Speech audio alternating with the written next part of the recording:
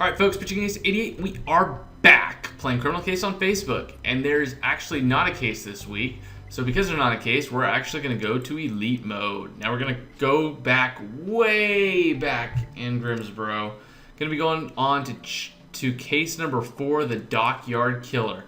So instead of kind of jumping all around, I thought I'd start at the very beginning for a couple reasons. One, I like people to see what Criminal Case was 2 years ago when I started.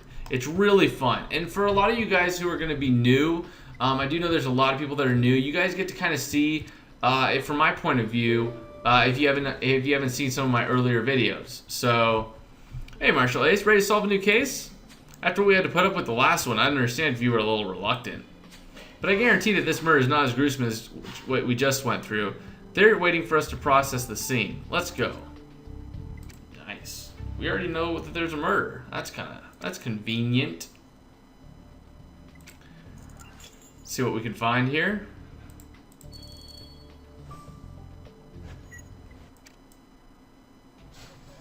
And again, with Elite Mode comes, it's harder to get stars, stuff like that.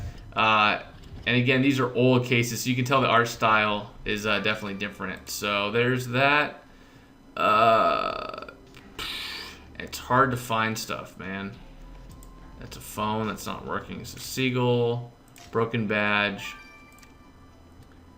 matches, ring, wallet. Yep, Dan's wallet and a hat.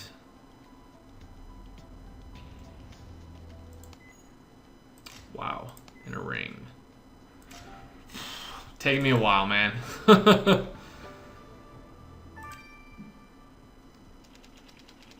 Yeah, so you get that and you only get 47%. So this takes a little bit longer. So it's longer on my end, but you guys see the same thing. So our victim's name is Dan Broke, at least according to his ID. The autopsy results will be ready for a few hours, but what you found will keep us busy enough, especially Dan's wallet. And as for that broken badge you picked up, I wonder, do you think you could piece it back together? It might be relevant to our case. Oh, and the man who called it in, James Smith, is right over there. We can go speak to him whenever you're ready, Ace. Alrighty, nice, quick and to the point. Gotta love it. Definitely different. Alright, so we're gonna have to wait 36 hours. I'm gonna grab a bunch of stars and I'll see you guys back. Here's Pitching Ace 88. Au revoir. Alright folks, Pitching Ace 88, and we are back. Cheers.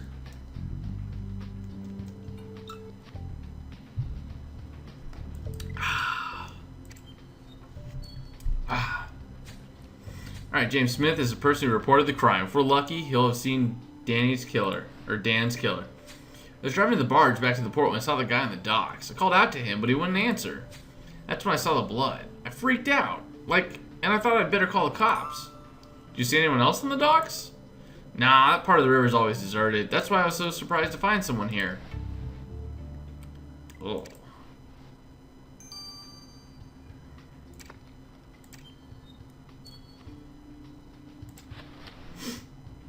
Ooh. What have we here? We have a skull badge.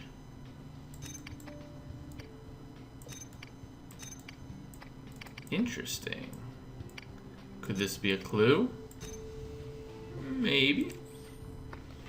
Well, that was fast. Great job, Ace. This being said, a skull badge, really? Are we still in the 80s? Yeah, you're right. This badge didn't get on our crime scene by chance. Let's send it to the lab for analysis. Oh, snap. Whoa, 1 hour. That's pretty quick. Alright, let's check this thing out, though. Yeah, back in the day, man, their timings were definitely strange. This was only half an hour to wait for this stuff. What'd you find, Ace? Hey, I know that address. It's Caribou Corner. We're often called there for ODs and fights. Not the safest neighborhood. Let's go see Gloria. She's the building superintendent. With a bit of luck, she'll recognize Dan. Oh, man.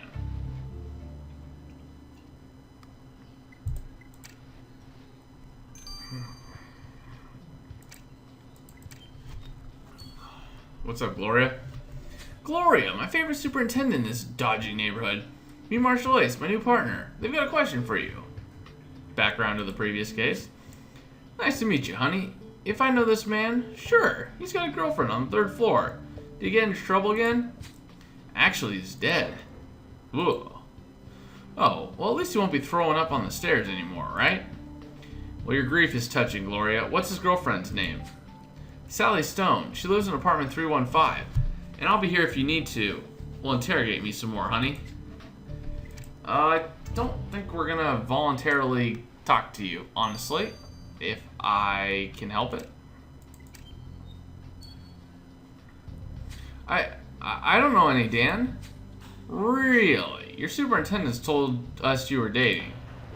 Oh, Mrs. Roach is an old witch. Always snooping around, telling stories. She should learn to keep her ugly nose out of other people's lives. Well, all the same, Marshall Ace and I are gonna have a quick look around your studio, miss. Uh-oh. Yeah, they use a lot of stars on stuff like this and just interrogating people. So I grabbed some stars. I didn't grab all of them because I wanted to kind of jump in on this and make sure I could find as much stuff. But I did also want to get enough stars so that I didn't have to go back. Blah, blah, blah.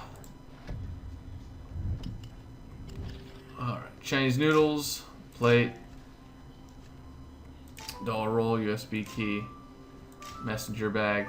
Now, interesting to note, this is one of the few cases that actually has a little bit of a risque part to it. Right here. Little bit risque. So one of the few times in all of this that they went that route. They went a lot more friendly, like kid-friendly later on. Nice catch, Marshall Ace. Miss, we're gonna have to look at your bag. What? You can't do that. This is mine. I want to see a warrant. I know my rights. Oh, a warrant? That's sweet. We'll return your bag to you when we're done. What? you do normally have to wait for a search warrant. Alright. I mean, if someone claims that they need to see a search warrant, usually that means that, like, you do actually have to get a search warrant. But not here. Oh, brother. Ace, I think you struck gold with that bag. I wonder how Sally will explain having a bracelet with his name on it. Don't you? Yeah. It's kind of questionable. Well, this bracelet isn't mine. I don't know how it got in my bag. Look, there's only so much BS we can take. Stop lying and tell us what you know. Man, dude. Criminal case in the first, like, few months, first few districts, it was hardcore. It got a lot lighter, and they curtailed the language. But man, in the earlier ones, it was pretty crazy. All right, me and Dan were dating, but I hadn't seen him in days, and I don't know who killed him. You know, we never told you Dan had been murdered. Why else would you be here? Cops only pay attention to people like us when we're dead. Dang, man, she is a troubled soul. Anyways, guys, I'll see you guys in 10 hours. Pitching against 88. Au revoir. Alright, folks, pitching against 88, and we are back. I'd like to thank you guys. As you guys know, at the end of these videos, I'm actually showcasing people that have donated to me through Patreon.